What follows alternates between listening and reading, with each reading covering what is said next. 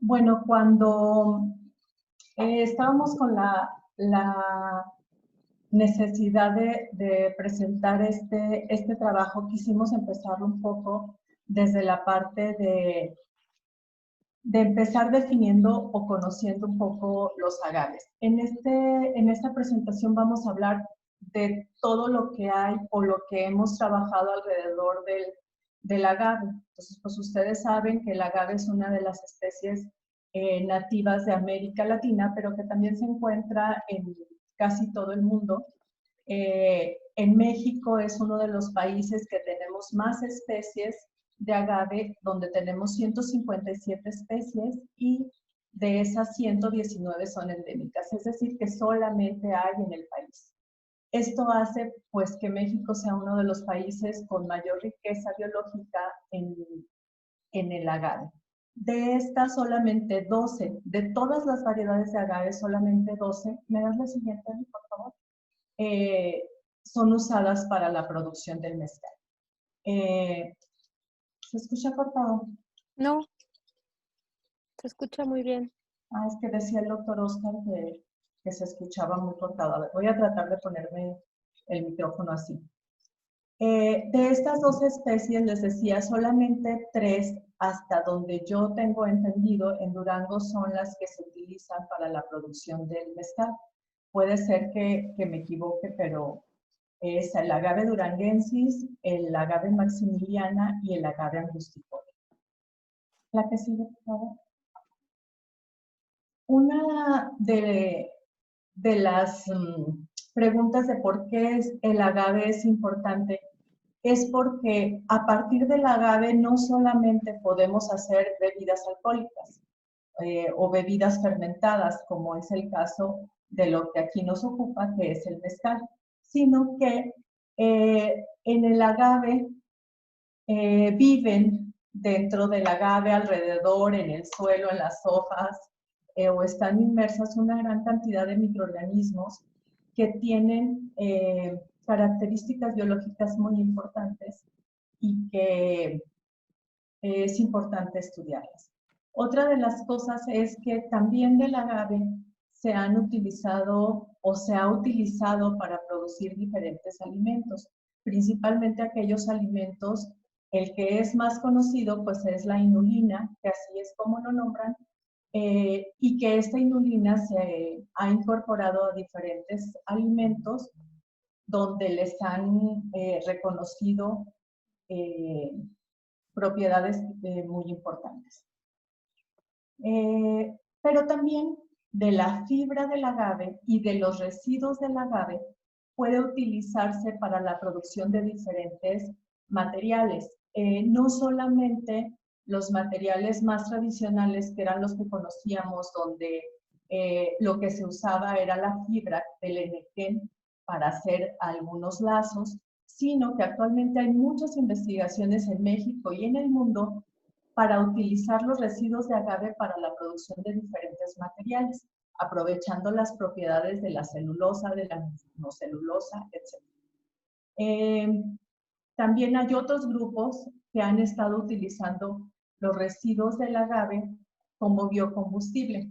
Ustedes saben que cada vez estamos buscando alternativas más sanas para el medio ambiente de obtener energía, y una manera es la producción de bioetanol y de otros, principalmente bioetanol, a través de la transformación de las hojas o de los residuos del agave. Y recientemente también hay muchas aplicaciones donde se le han conferido propiedades farmacológicas y en cosméticos, que es donde los han incorporado más. Entonces podemos ver pues que el agave no solamente es bebidas alcohólicas, sino que podemos producir diferentes cosas. ¿Me pasas la siguiente, por favor?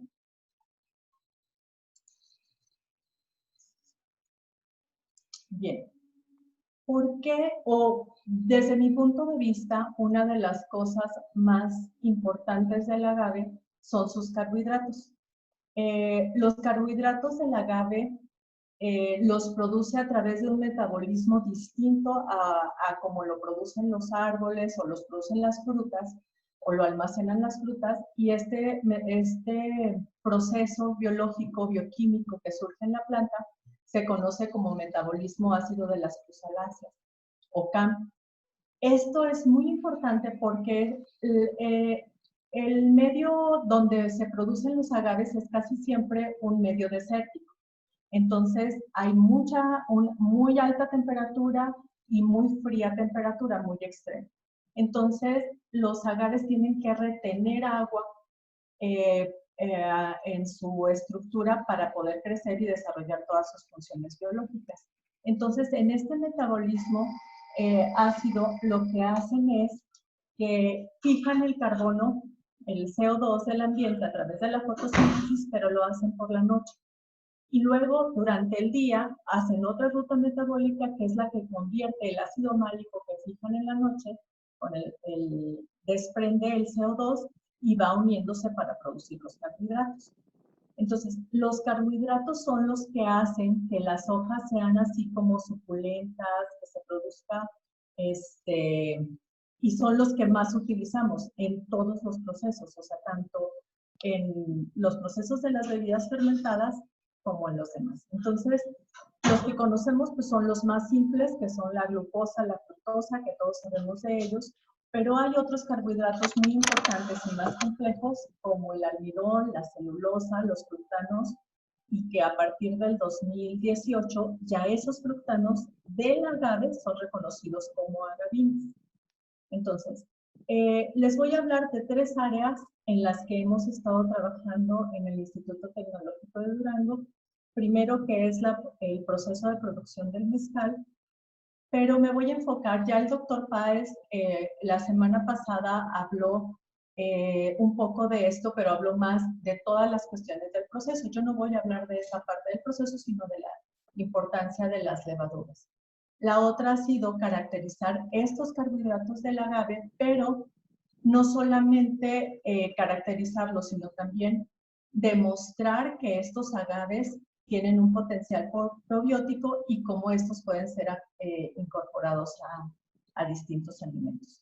Y el tercer punto del que les voy a hablar, en la que sigue, por favor, es el uso potencial de las pencas de agave. Y este uso potencial, ¿me regresas la otra, por favor? Ok.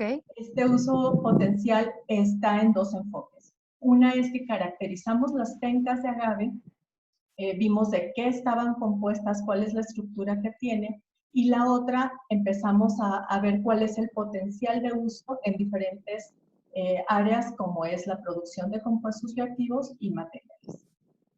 La que sigue ahora sí. Bueno, este trabajo que empezamos a hacer en el proceso tradicional del mezcal de Durango, les cuento un poco la historia así a grosso modo. Fue uno de los primeros temas con los que yo empecé a trabajar cuando llegué al Tecnológico de Durango con el doctor Óscar Soto, y estaba en formación el doctor Jesús Páez para empezar a trabajar con este proceso. Entonces, por allá, no sé, 2005, 2006 fue cuando empezamos con este proceso.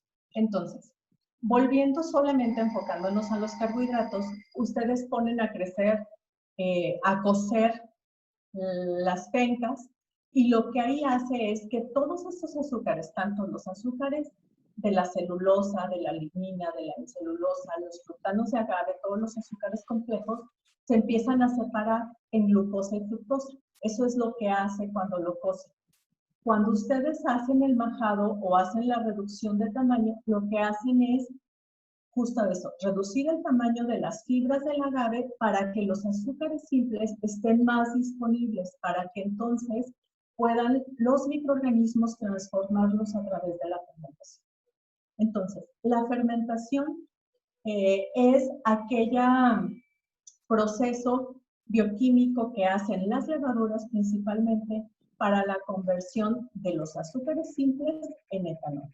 Entonces, en este punto es donde yo más he trabajado y donde me voy a enfocar en esta charla. Aquí Posteriormente ustedes ya lo destilan y hacen todo el proceso que ustedes conocen mejor que yo de la venta y características de la. Entonces, la que sigue, por favor. Nada más un clic, ¿sí? Por favor. Ya, le di un clic. En la que sigue. Ahí está. Ok. Muy bien. Entonces, ¿quiénes son las que hacen el proceso de la fermentación? Principalmente las levaduras. Y las levaduras son microorganismos que son capaces de producir muchos metabolitos, pero los metabolitos que nosotros podemos más reconocer, más que, aparte del etanol, también reconocemos, ahora sí me las pasas así seguidas, son como 6, son los alcoholes, los terpenos, las lactonas, los ésteres y los ácidos carboxílicos. Todas estas reacciones bioquímicas que hace la levadura cuando está transformando el azúcar de los agaves en etanol y en todos estos metabolitos. Y nosotros los producen muy pequeñas cantidades en las bebidas alcohólicas o en las fermentaciones tradicionales, tanto de vinos como en esta que nos ocupa, que es del agave, y produce notas olfativas que son las que les dan las características importantes a las bebidas alcohólicas. Ahí más o menos tenemos aromas a rosas, a flores, a dulce, a plátano, a pino, aromas a cítricos, a coco, a tostado, a quemado, aromas frutales, a vinagre, etc. Entonces, el balance que haya en la microbiota dentro de la fermentación va a hacer que se produzcan todos estos metabolitos durante la misma. Entonces, la que sigue, por favor. Nada más un clic también, por favor. Entonces, estos metabolitos, excepto el etanol, que es el que produce mayor concentración, nosotros los produce en partes por millón, que son los que les dan esas notas olfativas. La que sigue, por favor. Entonces, son varios, ¿sí? Como 4. Nosotros, ahí. Esta es, lo puse así muy simple, lo que es la reacción bioquímica que sucede. Tenemos los azúcares que vienen del mosto. Ustedes tienen ahí en sus vinatas, ya sea que tengan el mosto con fibra todavía o si tienen el jugo que han extraído. Luego entran en función las levaduras. Las levaduras están presentes desde en todas las fases del proceso, es decir, desde que la traen del campo donde la cortan, cuando la queman, posteriormente cuando hacen el proceso de majado, pues llegan diferentes vectores que pueden ser las moscas, pueden ser otros insectos, puede ser que ya estén presentes en las tinas de la fermentación a lo largo de la vida que tenga la vinata, ¿no? Entonces, estas levaduras están adaptadas al tipo de mosto. Y ahorita les voy a explicar un poquito de eso, de por qué es esta adaptación al tipo de mosto. Entonces, estas levaduras consumen el azúcar porque quieren reproducirse, crecer y de paso hacen etanol y todos los metabolitos que ahí tenemos. Y otros compuestos que son los que les conté antes. ¿Me pasas la que sigue, por favor? Así, ok. Entonces, cuando nosotros empezamos a estudiar el mosto de agave duranguensis, normalmente ustedes casi siempre, o casi siempre todos nos referimos al contenido de azúcares fermentables o azúcares que están disponibles para fermentar y estamos hablando de la fructosa y la glucosa. En los primeros trabajos que hicimos, encontramos que la composición del jugo del agave era 9 moléculas de fructosa por 1 de glucosa. Esta parte es muy importante porque desde ahí ya le da características esenciales o importantes a las levaduras que intervienen en el proceso. Por ejemplo, las levaduras vínicas, la composición es 50-50. Es decir, que si tengo 100 gramos por litro de azúcar, entonces tengo 50 de fructosa y 50 de glucosa. En este caso, si tenemos 100 gramos de azúcares disponibles, tenemos 90 de fructosa y 1 de glucosa. En las fermentaciones químicas se ve que las levaduras prefieren primero la glucosa Y cuando se acaba la glucosa, después de que se acaban los 50 gramos por litro, por ejemplo, siguen con la fructosa. Y en cambio, nuestras levaduras del proceso de fermentación del mezcal no empiezan a consumirlas al mismo tiempo. Es decir, que tienen toda la estructura metabólica para consumir estos dos azúcares, que no es tan sencillo bioquímicamente, pero no voy a hablar tanto de esto. Ahora, otra cosa que hemos encontrado es que no solamente hay levaduras Saccharomyces. Todos conocemos y pensamos que la única que produce el alcohol es Saccharomyces cerevisiae. Sin embargo, hemos encontrado que en el proceso de fermentación del mezcal lo encontramos nosotros y otros grupos de trabajo que han trabajado con otros agaves, han encontrado que hay una presencia importante de levaduras no Saccharomyces. Cuando nosotros encontramos esto por allá como 2017, 2008, encontrábamos esta situación y decía, no puede ser posible porque las levaduras no Saccharomyces que se habían estudiado hasta ese momento en vinos no producían y no toleraban esas concentraciones de etanol. Estamos hablando de un 6 a 7% de etanol. Entonces decían, no, las Saccharomyces no viven todo el tiempo de la fermentación, las no Saccharomyces. Sin embargo, bueno, es una de las especies, las no Saccharomyces, las que yo más he estudiado precisamente porque sí lo tolero. Se hizo un trabajo donde cuando caracterizamos el mosto de agave duranguensis veíamos en qué condiciones la fermentación era mejor. Y estas fueron las condiciones que encontramos en el laboratorio. Aquí, estos estudios casi todos los hicimos en el laboratorio porque no podíamos tener acceso a las vinatas para hacer el estudio de la dinámica ahí. Entonces encontrábamos las temperaturas y el tiempo de fermentación. ¿Me pasa lo que sigue?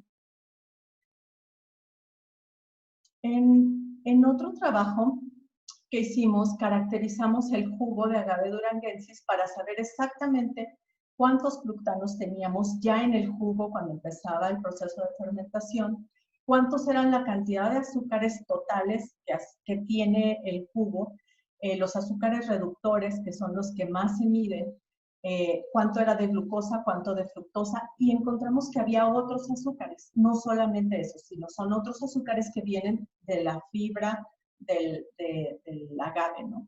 Entonces, también encontramos, me pasa una cosilla, por favor, encontramos que este jugo tiene una característica muy importante, la que sigue también, es que no tiene casi nitrógeno. Entonces, el nitrógeno que tiene el jugo de agave duranguensis es una concentración de 60 miligramos por cada litro que tengamos. Entonces, este estudio lo hicimos en España, una de mis estudiantes lo hizo, y cuando mi colega que estaba en España me decía, es que Miriam, ahí no va a crecer nada. O sea, las levaduras no pueden crecer sin esa cantidad de nitrógeno. Y yo le decía, claro que sí, sí crecen. Entonces, hicimos una prueba con la mejor levadura que ellos tenían, una Saccharomyces cerevisiae química, patentada y que se usa en muchos vinos en España, y esa levadura no creció en el mosto de agave. Y nuestras levaduras crecieron en esas condiciones tan minúsculas de agave, de nitrógeno, y aparte hicimos una prueba donde le complementábamos a 300 miligramos por litro. Nuestros colegas españoles nos decían, es que no, las levaduras necesitan mínimo 300. Y nosotros veíamos que no, que con la deficiencia de nitrógeno, digamos, comparado con otras bebidas fermentadas, estas podían crecer. Entonces, de entrada, esa es una característica muy importante de las levaduras, que crecen con bajos contenidos de nitrógeno. Entonces, nosotros habíamos aislado diferentes cepas que habíamos seleccionado, y los estudios a los que yo me dediqué a trabajar era usando nuestra mejor cepa de Saccharomyces cerevisiae y cepas seleccionadas de Clubberomyces marcianos, Torulespora del Rookie y Hanseospora ovaro. Y hacíamos fermentaciones con mosto que conseguimos con un productor de aquí de Durango. Ese mosto lo enlatamos y lo mandamos a España así para poderlo usar tal y como estaba. Y entonces encontrábamos que no solamente las levaduras Saccharomyces podían producir de 6 a 7 gramos por litro, sino que nuestras levaduras no Saccharomyces también producían esa cantidad de etanol. Hicimos pruebas y veíamos que producían mayores ésteres, mayores ácidos grasos, y usando cepas seleccionadas, que no voy a ahondar mucho porque supongo que el doctor Oscar va a hablar un poco más de la cuestión del inóculo, pero lo que sí veíamos es que los tiempos de fermentación usando cepas seleccionadas o mezclas, y yo las probé todas de manera individual, teníamos fermentaciones en 72 horas. Cuando nosotros le agregamos el amonio, el cloruro de amonio en 300 miligramos por litro, encontrábamos que se producía todavía más aromático los compuestos, pero también encontramos algo importante, es que esta concentración este comportamiento no era el mismo para las levaduras Saccharomyces que para las no Saccharomyces. Entonces, esto quiere decir que no lo asimilan igual y que no favorece lo mismo a cada levadura. Entonces, es un punto muy importante a considerar en las cuestiones del proceso. ¿Qué encontrábamos? Que podían crecer perfectamente, que podrían fermentar, que teníamos las concentraciones para destilar, que había muchísimos aromas que se producían con estas levaduras. Entonces, nuestros colegas españoles decían, pues no puede ser posible que tus Saccharomyces crezcan y tus no Saccharomyces crezcan con estas características, e hicimos un trabajo donde le poníamos a crecer las levaduras en un medio exógeno, o sea, extremo con el etanol. El etanol, en la fisiología de las levaduras, en el metabolismo de las levaduras, el etanol las mata. Entonces, cuando hay altas concentraciones de etanol, las levaduras mueren. Pero nosotros encontramos que podrían vivir algunas de estas levaduras hasta 15% de etanol exógeno. Podrían seguir funcionando, podrían seguir produciendo. Entonces, esto es algo muy importante de estas levaduras. La que sigue, por favor.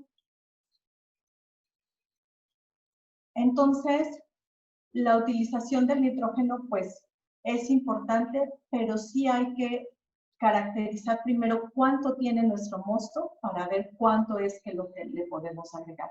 Porque un exceso de nitrógeno también puede desarrollar aromas desagradables. Eso nos pasó cuando poníamos con azufre, creo era la otra sal, no santa azufre. La siguiente, por favor. Entonces, les decía que en el mezcal no solamente están levaduras Saccharomyces. Hay diferentes estudios que los puse aquí como algunos de los más importantes, donde, por ejemplo, en el 2008 reportaron una fermentación con agave salviana, donde encontraron también bacterias y también levaduras que intervienen en el proceso de fermentación.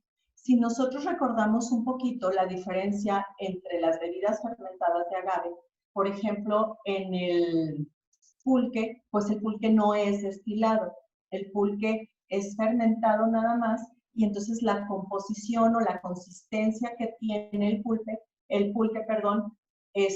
es distinta y se la dan las bacterias lácticas. Entonces, las bacterias lácticas son estas que se llaman Lactobacillus kefir, Lactobacillus plantarum, pero que también en el mezcal, al menos en el mezcal de San Luis Potosí, también están presentes. En el 2017, en Oaxaca, en un estudio que hicieron donde también evaluaron las bacterias, encontraron estas mismas. Y bueno, Simomonas es una de las bacterias que se reportó por primera vez en el tequila. Entonces, es pues una bacteria que produce etanol. Es la única bacteria que se ha reportado que produce etanol, y esa la están usando mucho en los estudios que les decía de biocombustibles. Nosotros en los estudios que hemos hecho no hemos estudiado bacterias, solamente hemos estudiado levaduras.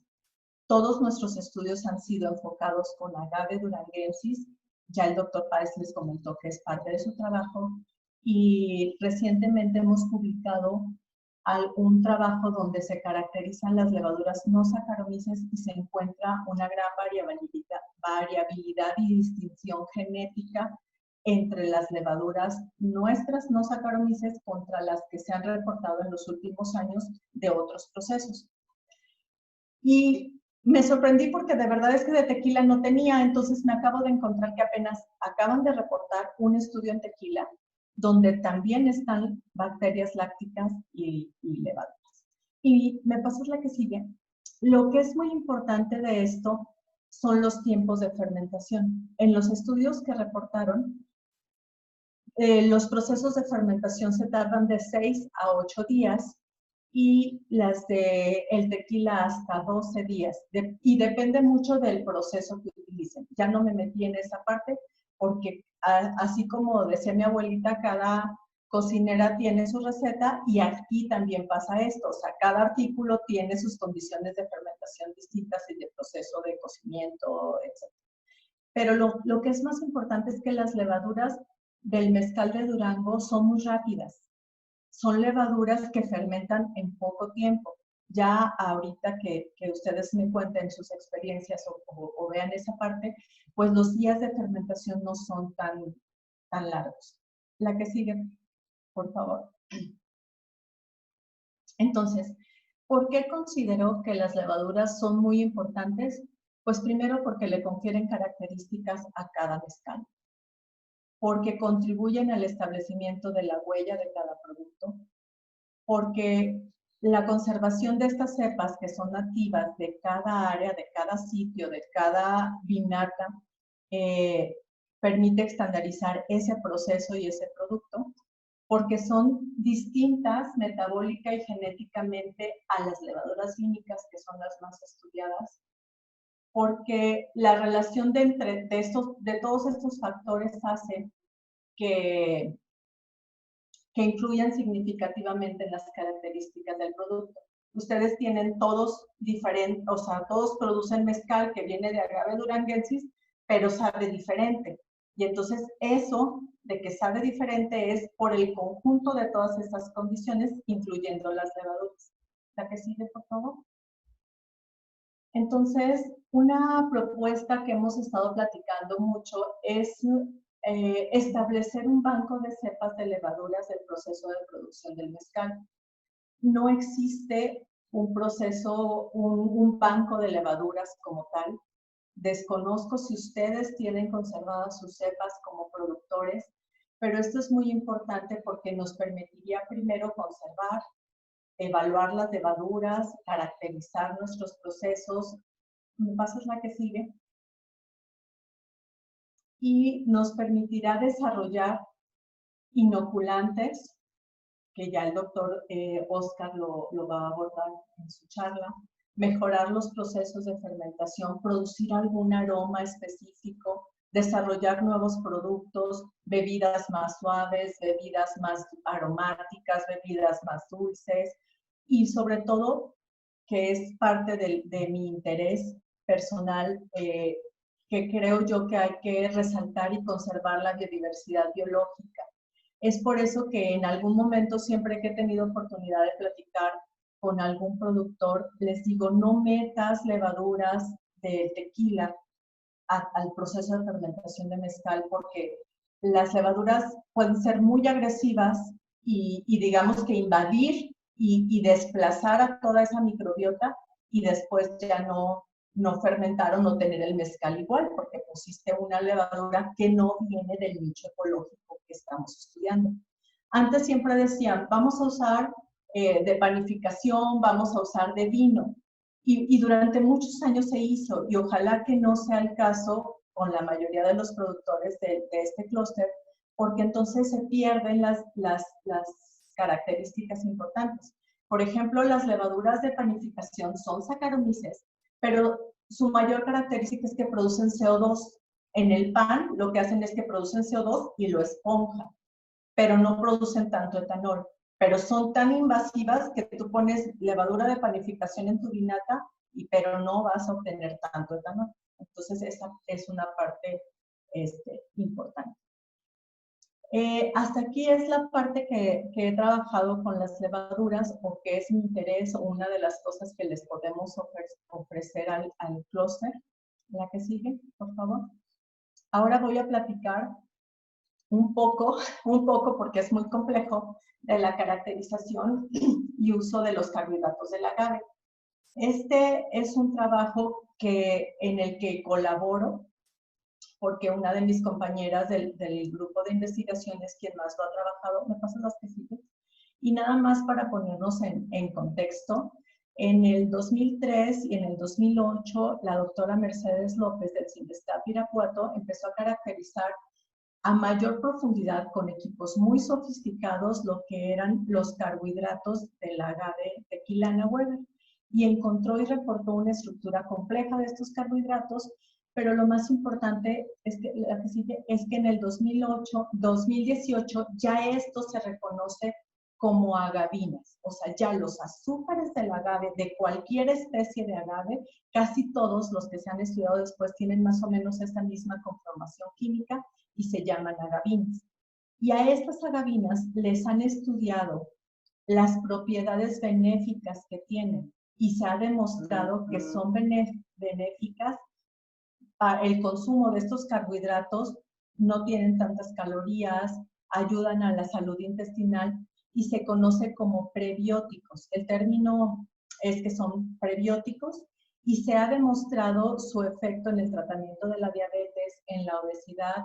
Hay otros estudios que dicen que ayudan a la constitución ósea o a la salud ósea del humano cuando lo consume.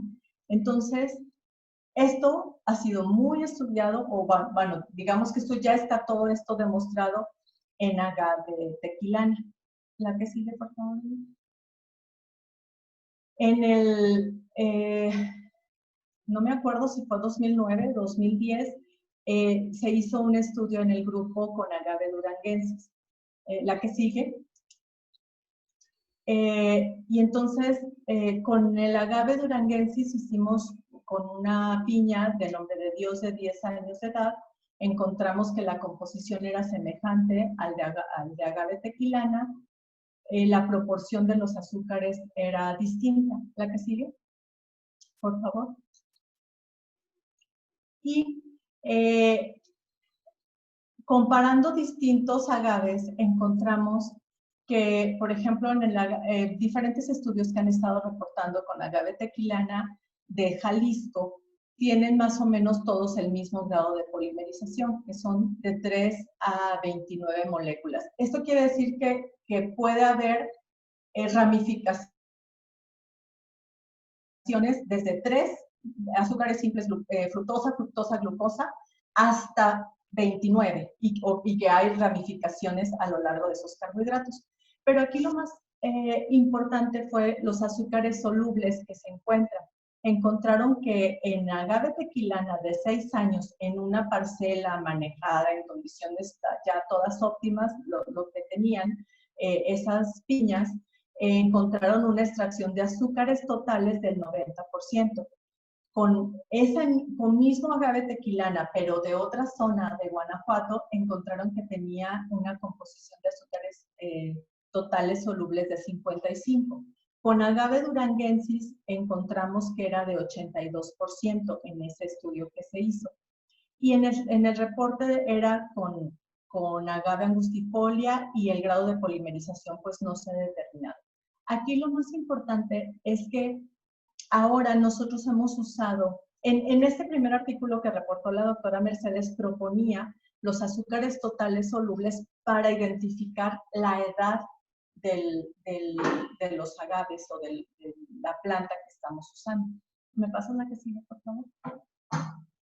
Entonces, recientemente, y por aquí estaba una de las chicas que está trabajando con nosotros en este trabajo, encontramos que había una relación. Estas imágenes a lo mejor no son muy conocidas, es una cromatografía en papel y es una técnica que es muy económica, es muy rápida, ayuda a estimar la edad de las piñas y caracterizar qué tipo de azúcares estaban presentes.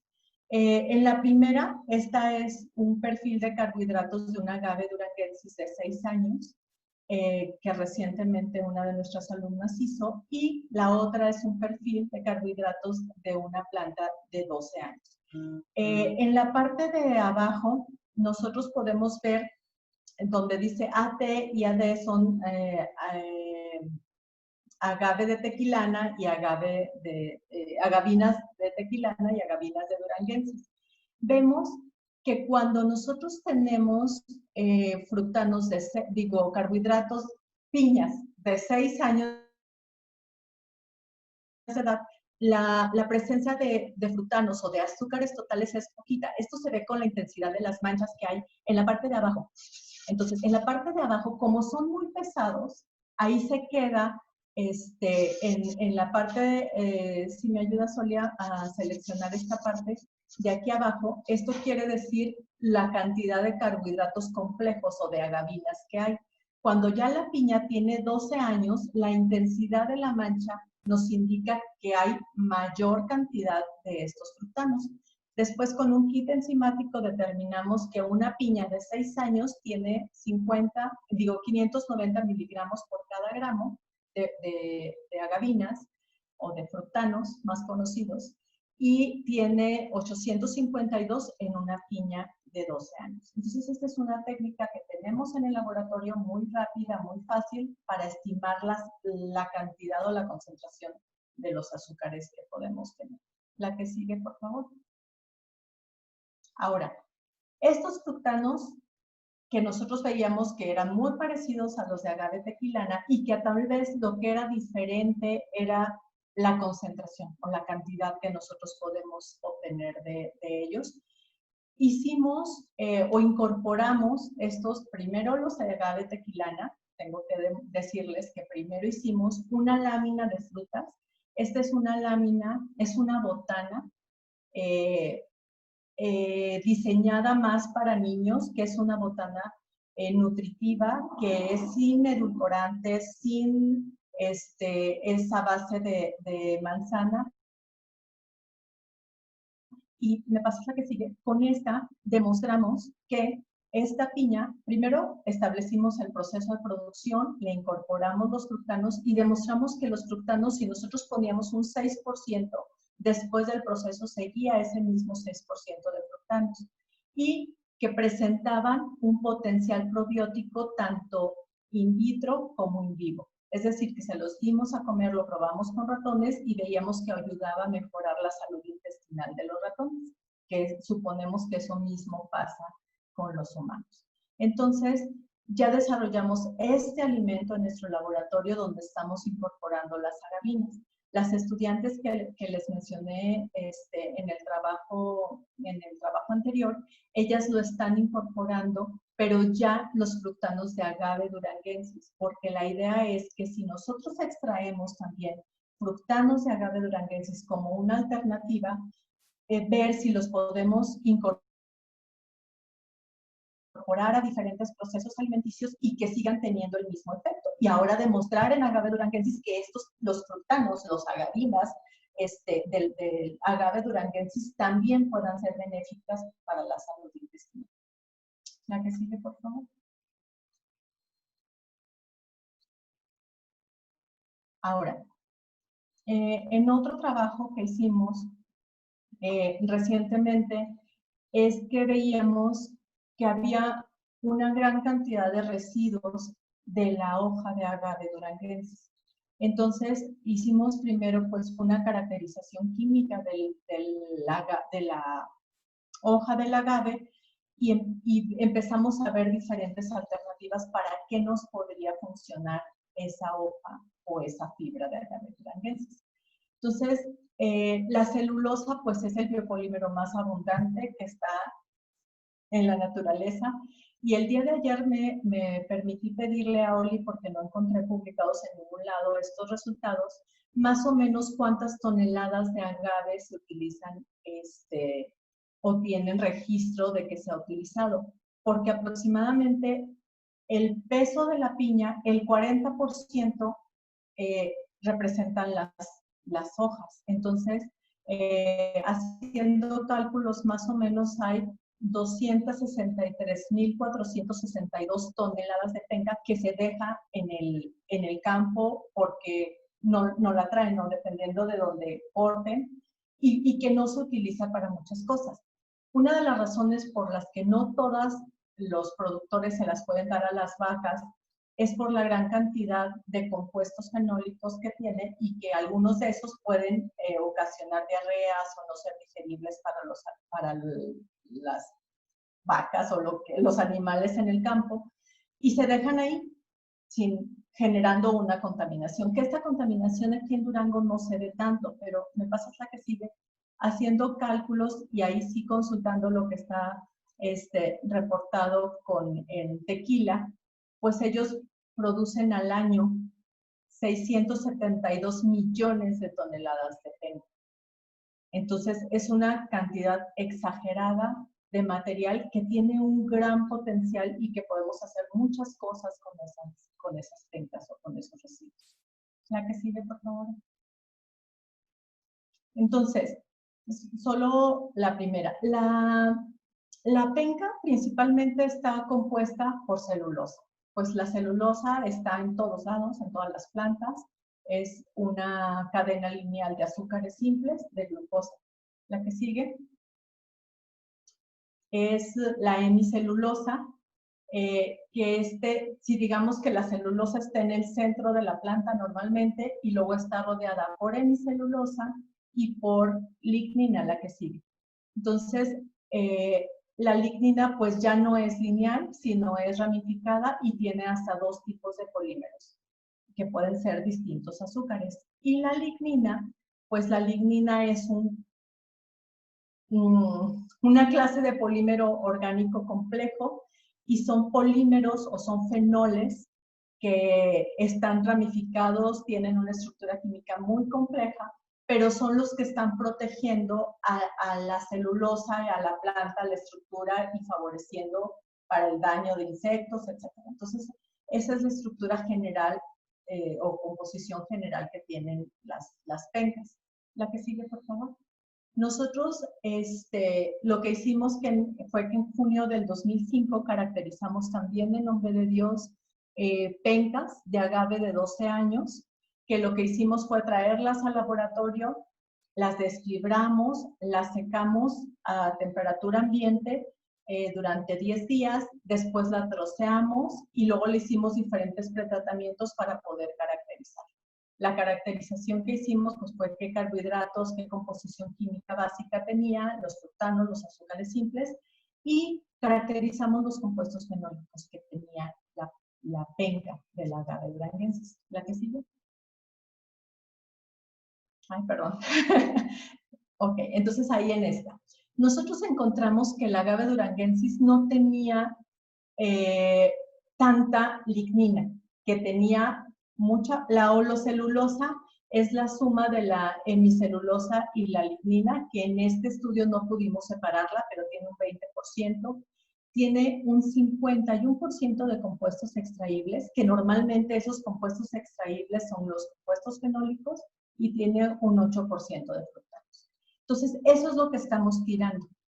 Si nosotros seguimos usando la penca, la piña para producir mezcal, podemos perfectamente producir mezcal y podemos usar las pencas para producir fructanos, por ejemplo, como una alternativa. La que sigue, por favor. ¿Qué usos nosotros le hemos dado a esta penca? Bueno, uno es como biomateriales. Este trabajo sí tengo que decirle que yo no lo hago, lo he hecho en colaboración con una de mis exalumnas, la doctora Nayeli Cordero y el doctor Sergio Huerta Ochoa, quienes han desarrollado un material tipo composito como material soporte o bioabsorbente con otras aplicaciones, pero utilizando un porcentaje de fibra de agave. Estamos colaborando también, la que sigue por favor, con el grupo de la doctora Tania Lara Ceniceros del CIMAP Monterrey, donde ella está obteniendo nanocelulosa a partir de fibras de agave tequilana y que ahorita estamos empezando a probar la fibra que nosotros obtuvimos de las hojas de agave duranguensis para producir materiales. Ella lo que está produciendo son nanocelulosa y un material para hacer en impresión en 3D y de estos biopolímeros con la celulosa. La que sigue, por favor.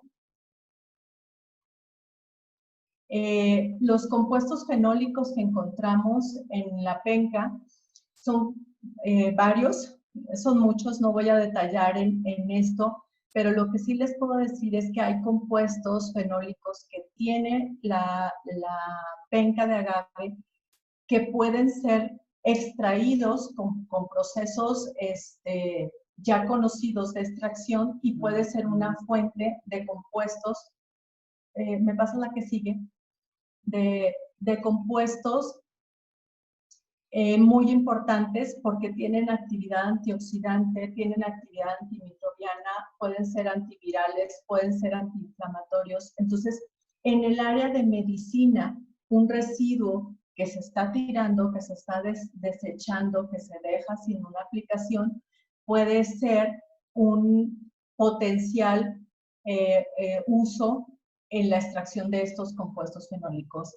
En esta parte, lo que hemos hecho solamente es caracterizarlos, bueno, no solamente, sino en este momento solo les presento la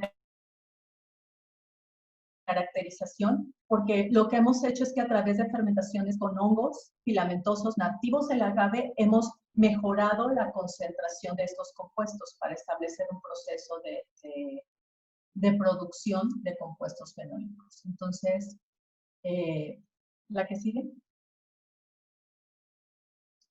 Pues como conclusión de mi charla o de todo el trabajo que nosotros hemos hecho, es que les podemos ofertar una gran alternativa de procesos y productos que pueden desarrollarse alrededor del agave, lo que permitirá pues que esta gran empresa de Durango pueda tener un desarrollo sustentable y sostenible.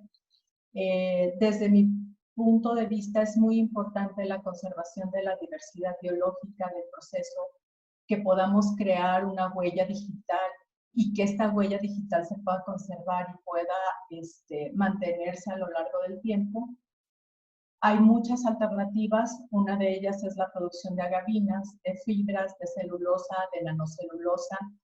Ya no puse ahí el dato, la nanocelulosa es un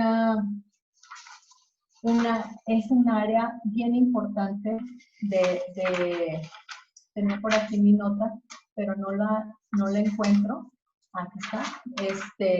Es bien importante económicamente. Se estima que las empresas que producen nanocelulosa produzcan 297 millones de dólares en este año, en el 2020, de nanocelulosa. Entonces, es una alternativa de un residuo de algo que desechamos que pudiéramos tener como fuente tanto la celulosa para fibras, para compositos, como la nanocelulosa, que hay grupos ya muy fuertes como el grupo del CIMAC con el que colaboramos, que ya tienen un proceso, porque aquí el chiste es encontrar un proceso donde yo pueda recuperar la mayor cantidad de nanocelulosa y que sea viable. Normalmente eso está patentado, pero podemos buscar alternativas para ofertar a nuestro estado otro tipo de empresa que pudiera estar asociada, ¿no? Bueno, ese es algún sueño guajiro de tener como toda esa sustentabilidad que pudiese hacerse, ¿no? Entonces, la que sigue. Les presento pues mi grupo de trabajo. En el Tecnológico de Durango está la doctora Araceli, la doctora Silvia, su servidora. Nuestro cuerpo académico es Procesos Tradicionales y Emergentes en Alimentos. La que sigue, por favor. Y bueno, aquí lo presento yo, pero realmente es un grupo de trabajo que hay detrás muy grande. Son muchos años de trabajo con esto. Pues principalmente el doctor Oscar, con el que empecé a trabajar esta parte, en la formación del doctor Páez, colegas de España, el doctor Eladio Guillamón también, colegas de la UAM, el doctor Sergio Huerta, la doctora Naye, la maestra Esther, la doctora Silvia, que las láminas son su tesis de doctorado, estudiantes de maestría recién que están trabajando todavía, como Wendy, como Isabel, Jaciel, Angélica, Lucio.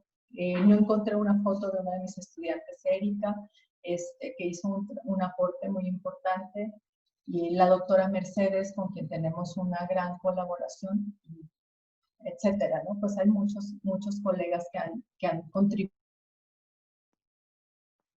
a la generación de este conocimiento que les acabamos de contar. Y bueno, pues es todo por mi parte. Ok, ya dejamos de compartir pantalla. Miriam, pues súper interesante tu charla. Voy a leer una de las preguntas que tenemos. Carmen López Torres nos pregunta cuál es la diferencia entre las agavinas y otros oligofructanos que encontramos en otros frutos. Mira, es la composición química. Lo que tienen las agavinas son carbohidratos muy complejos y que son carbohidratos ramificados, que la ramificación puede ir desde pocos grados de polimerización, es decir, 3, 4, 5, 6 moléculas de fructosa, y que tienen ramificaciones a lo largo de ellas, y desde hasta 39 ramificaciones. Entonces, la diferencia es que las agavinas engloban 3 tipos de estructuras, tanto la inulina, que es lineal, como los levanos y como, se me va el nombre de los otros, no me acuerdo ahorita cómo se llaman, pero son 3 estructuras diferentes. Entonces, las agavinas, los que están en el agave, tienen estos 3 grupos. Comercialmente nosotros conocemos más a las agavinas del agave tequilana como inulina, pero en realidad no es inulina. La inulina solamente es lineal, y solo, por ejemplo, la inulina sí es de achicoria, solo inulina como tal. Y en el agave tiene tanto inulina como lébanos, como lemanes, como quién sabe cuáles, y como de diferentes grados de polimerización. Entonces, por ejemplo, questosa, amistosa, o sea, los que son de 3, 4, 5 grados de polimerización, son los que han encontrado que son los que tienen las actividades biológicas. Porque entre más ramificados y más compleja sea la estructura, pues más difícil que nuestras bacterias en el intestino las degraden, pero lo hacen, y a partir de ahí lo transforman y lo meten a torrente sanguíneo, y ya tiene todo el efecto benéfico. Pero no solo es inulina. O sea, comercialmente todo el mundo dice más inulina, pero no son plantas de inulina, o no es inulina lo que tiene el agave. Bueno, muchas gracias. ¿Alguien tiene otra? Dice Carmen López, no sabía, muchísimas gracias. Una vez trabajamos en la hidrólisis de oligofructanos de agave, pero pensé que todas eran inulinas por igual. Gracias. Si alguien más tiene alguna pregunta, la puede dejar en el chat o levanta la mano y abro su micrófono. Oscar, el ingeniero Oscar Lara, tienes el micrófono abierto. Oli, me gustaría que la doctora nos hablara de las opciones que tenemos las personas diabéticas como para vernos beneficiados en los tratamientos que ya tenemos de nuestro padecimiento. Bueno, la doctora Mercedes ha hecho trabajos con los fructanos de agave, con lo que comercialmente venden como inulinas, y lo han utilizado, y ha disminuido el índice glicémico, y es un sustituto, pues no es que sea un sustituto de azúcar, pero sí lo puedes consumir. Le debo la dosis porque no me acuerdo, pero igual y le consigo el dato del artículo, lo que ella encontró, pero recomienda el consumo de una cierta cantidad de fructanos de agave diarios. Y ya demostrado con los fructanos de agave tequilana que tiene un efecto benéfico que ayuda el control a la saciedad, por ejemplo, en las personas cuando están en control de peso, y en los diabéticos porque ayuda a disminuir algo. No me acuerdo exactamente cuál es el dato, pero sí que tiene un efecto benéfico en la salud de los diabéticos. Entonces, se lo puede consumir. Le consigo el dato de cuál es la dosis. Muchas gracias, muy amable. Gracias. ¿Alguna otra pregunta?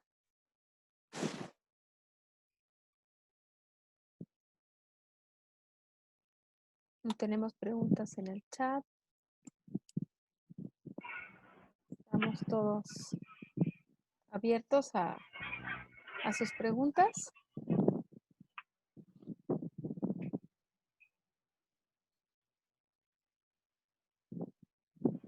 Ok, bueno, pues. Mira, alguien pregunta de los grupos aromáticos que no nombré los aldehídos. Sí. Seguramente se me pasó porque a lo mejor lo puse con las cetonas, pero los aldehídos que hay en el... Déjame, porque ayer que estaba haciendo esto, lo saqué cuáles eran los aldehídos que estaban presentes. A ver si me ponen la presentación, se me hace que ahí estaba en la presentación porque no le quiero mentir exactamente cuál es, en la parte donde venía la levadura y que estaban ahí los aldehídos. Aquí están. ¿Aquí? Ah, fíjate que no los puse, tiene toda la razón.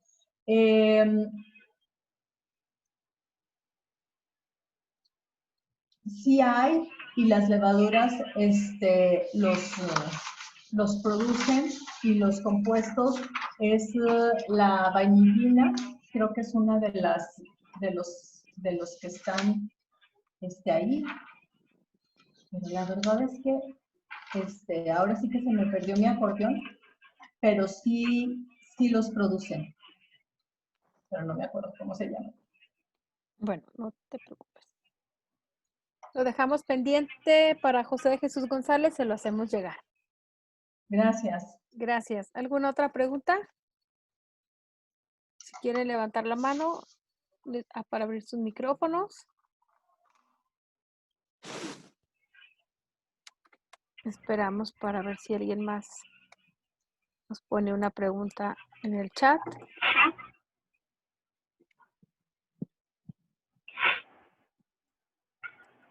¿Nadie más? ¿O nadie entendió? Al contrario, Miriam, yo creo que es muchísima información bien valiosa. Como bien dices, hay otras formas de desarrollar la industria del mezcal o del agave mezcal en Durango, ¿no? No solamente a través de la destilación del mezcal, sino todos estos aprovechamientos que no se hace regularmente, ¿no? Se hacen algunos trabajos de recuperación muy específicos a muy pequeña escala, y creo que pues es momento de ponernos a trabajar en este sentido, ¿verdad? Bueno, le doy la palabra a nuestro presidente, Eduardo Solís, que está levantando la mano. Presidente, adelante. No, hombre, agradecerles mucho, doctora.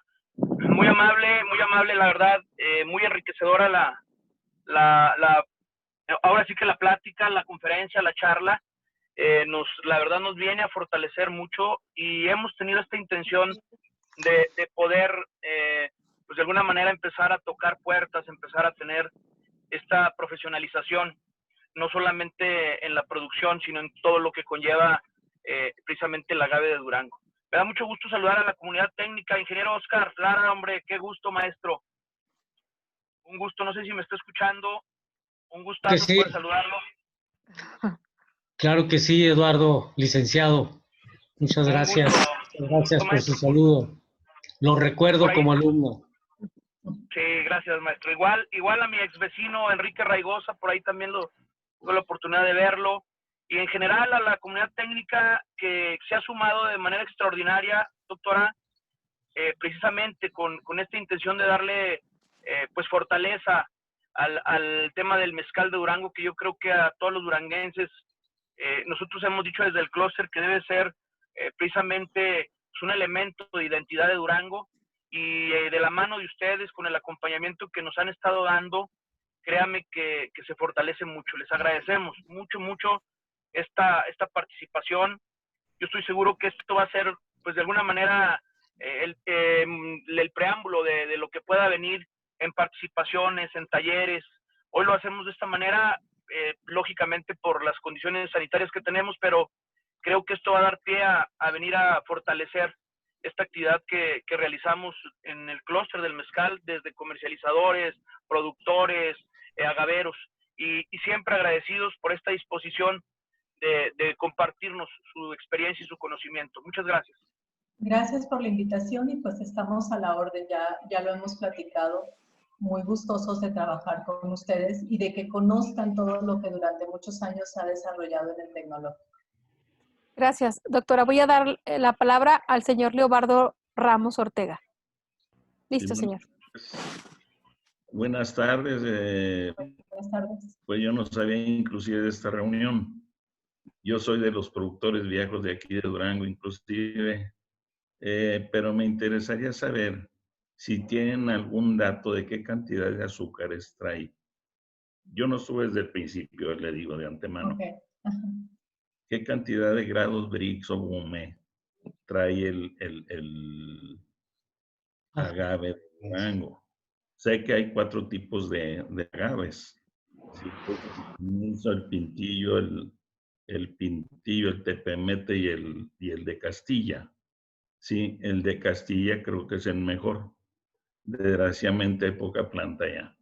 Pero quisiera preguntarles si tienen conocimiento de la cantidad de azúcar que trae el agave para la producción comercial. Sí, yo ahí hemos hecho diferentes caracterizaciones de diferentes cosas. Por ejemplo, de algún mosto que alguno de los productores nos presentó y trae como 180 gramos por litro de azúcares fermentables y casi el doble de azúcares totales. Sí.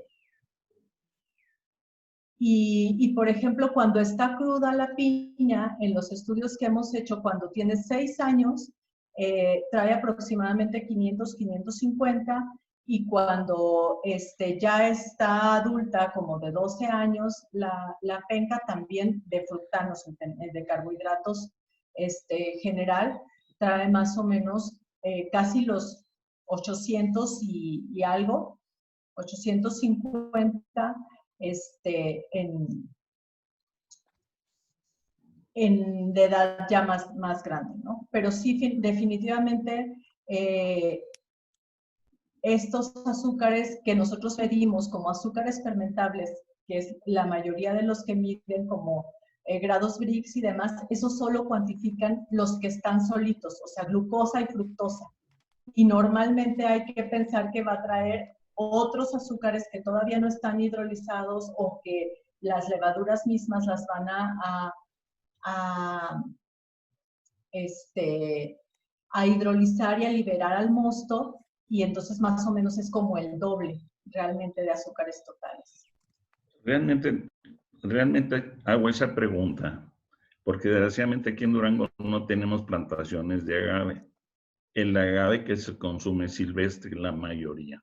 No sé si actualmente hay algún cultivo, pero me gustaría saber cuál es el mejor agave de aquí de la región para la plantación y para obtener el mejor resultado en la destilación.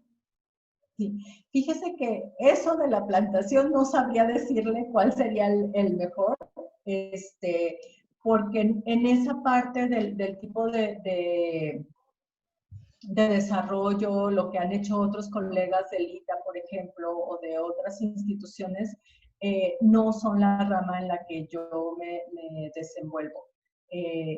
mis estudios solo los he hecho con agave duranguensis. Lo platicábamos en algún momento que si ustedes están interesados en que caractericemos algún tipo de agave que ustedes tengan o que usen en sus viñatas, que no solo sea el duranguensis, sino que haga como el que usted mencionaba, el tepemete o con otro, podríamos trabajar caracterizándolos porque hemos desarrollado todas las metodologías. Pero para que yo le pueda recomendar cuál es el mejor que siembren y cuántos azúcares van a tener, esa no es, pues ahora sí que área de mi competencia, ¿no? Está en otro lado. Bueno, ahí sí me gustaría intervenir con ustedes. Yo tengo la experiencia en eso. Inclusive yo produzco también, estoy probando el aguardiente de manzana. El aguardiente de manzana es un producto que se desarrolló en Normandía, Francia.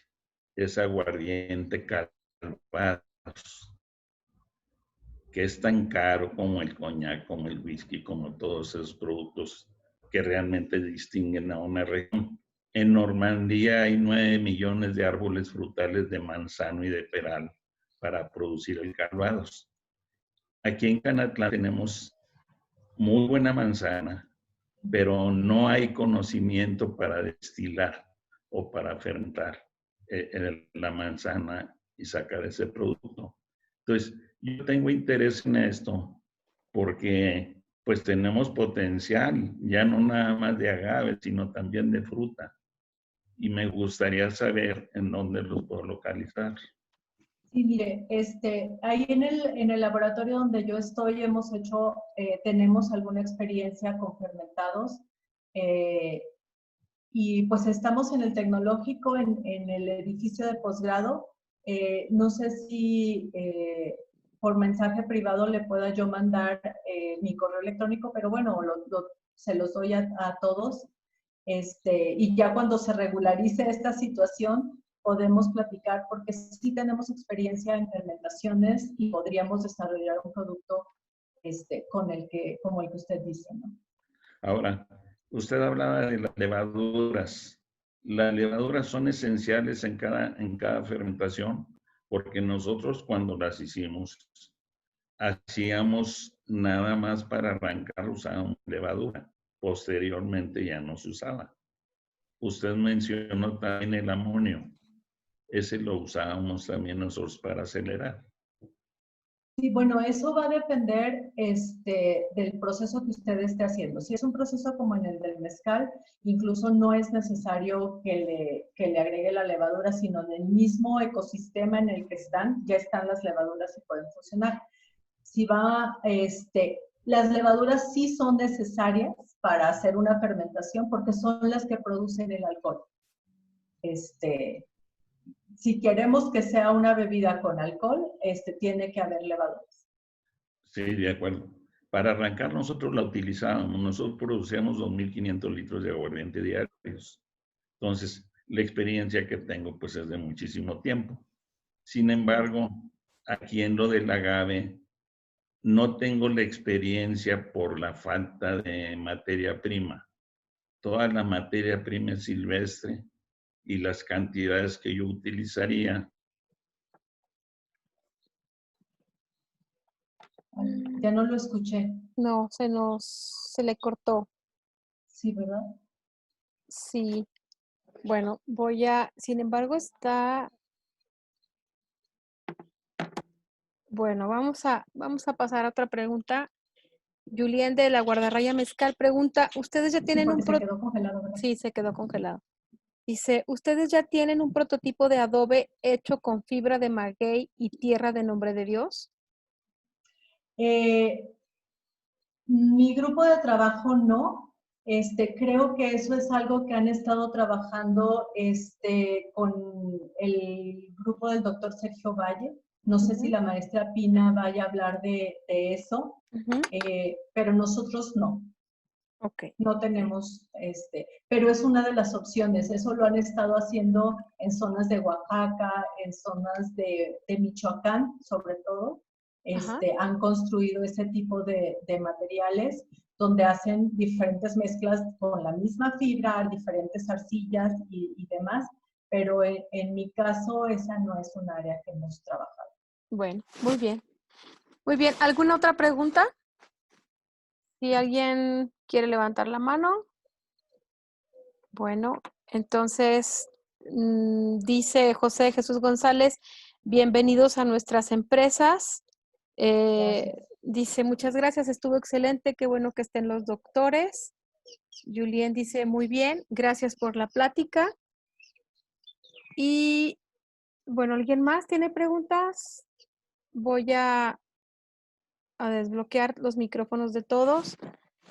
Yo te agradezco muchísimo, Miriam, por aportar tus conocimientos, todos los años de trabajo que has tenido alrededor del tema del maguey mezcal. Estoy abriendo todos los micrófonos para despedirnos. Y bueno, ya no volvió a entrar el señor Leobardo, pero nos contactamos con él para acercarlo con ustedes, Miriam. Sí, si le puedes pasar los datos de contacto, por favor. Claro, claro. Bueno, pues muchas gracias. Están todos sus micrófonos abiertos. Si gustan despedirse y pues nos vemos mañana con otra plática. Y bueno, espero que esta plática rinda muchos frutos. Mañana es a la misma hora, 5 de la tarde. Yo les paso el link por los diferentes grupos, WhatsApp, Instagram, etc. ¿Sí? Muchas gracias a todos. Gracias. Gracias a todos. Gracias y felicidades a la maestra.